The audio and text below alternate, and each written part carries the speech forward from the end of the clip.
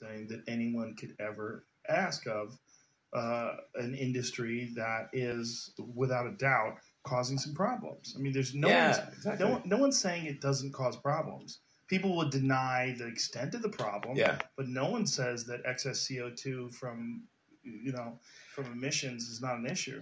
I mean, like Exxon's own scientists said in like I think it was like the late 70s, like we think there might be a problem here with climate change due to the CO2. It was like their own documents, their own people. Then they were like, be quiet. Isn't it weird when environmental things become political, though? When the denial of the environmental thing is like predominantly from some factions of the right, and then like the opposite is from some factions, and then it becomes a political thing. So they dig their heels in the sand, Mm-hmm. and they're like, no, this is fine. This is the way the Earth is. There's a cycle, a natural cycle. And it becomes this like mantra that they repeat.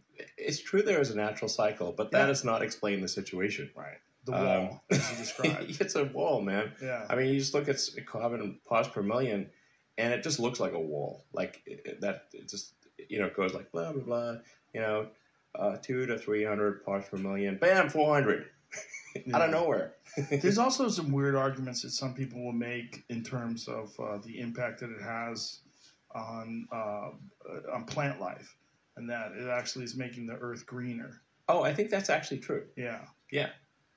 Yeah. But that's not necessarily okay. True. Yeah. Yeah. Yeah. But that's not necessarily okay. Still causes problems. Yeah, I mean, I'm trying to be like as precise. Or at least the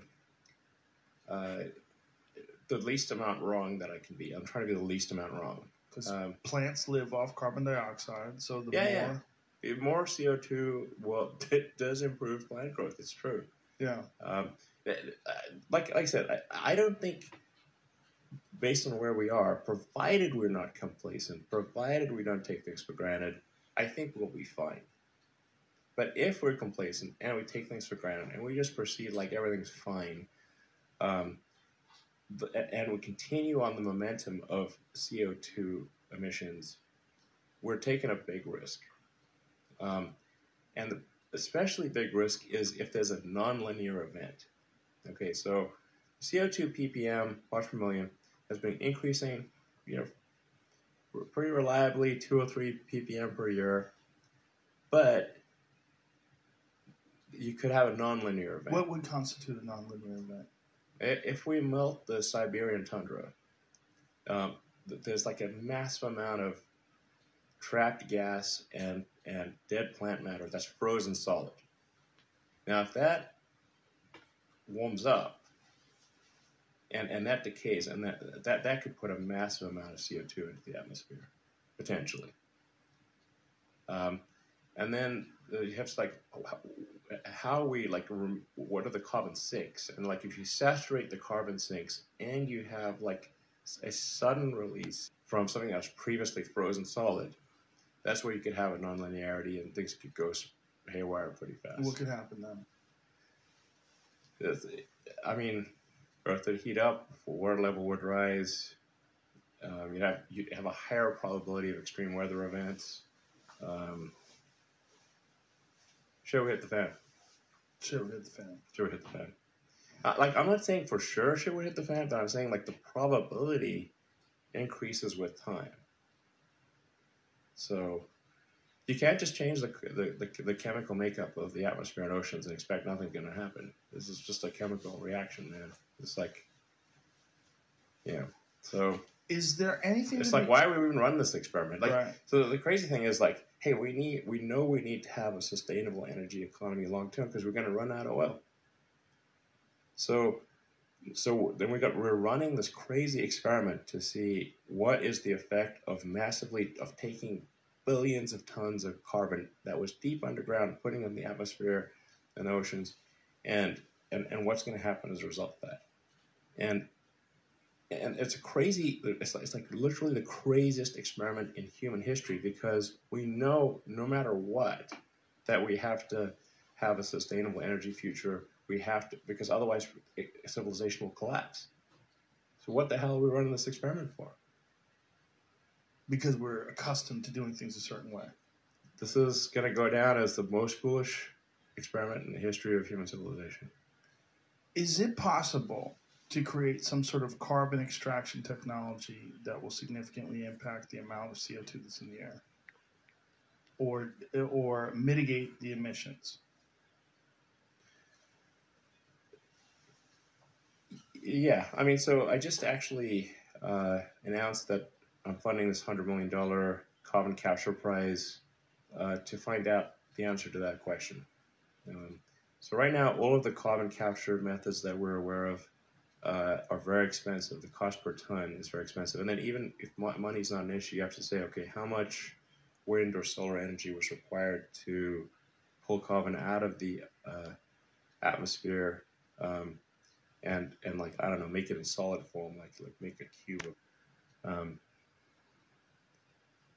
We don't actually know the answer to that question. That's why I'm giving $100 million to this carbon capture prize to try to get a better answer. Wasn't there? But there's nothing good that we're aware of right now. Not currently. Not currently that we're aware. Because there's a point of diminishing returns, the amount of energy that you would need in order to. Yeah, you need basically CO2 has a very low energy state, but naturally. So it's like you burn something, you combine oxygen with fuel, with hydrocarbons, and the net result is CO2 and H2O, basically. And there's a bunch of other stuff too, but primarily it's carbon dioxide and water, mostly carbon dioxide. So, like obviously it goes from a high energy state. We use that to power our cars or our power plants, and then it ends up in a low energy state, which is CO2 in the atmosphere, and then, like I said, a bunch of it gets in the ocean. Naturally, it therefore requires a lot of energy to rebind that in solid form. It doesn't want to just, it's not going to, you've got to put a lot of energy in to bind it. And then you want it to be something that's going to be stable in solid form for a long time. And this is a hard problem. There was a concept, I don't know if it was implemented, but in China, they developed essentially like a giant building that was, you aware of this? It was, I don't know if they actually did it.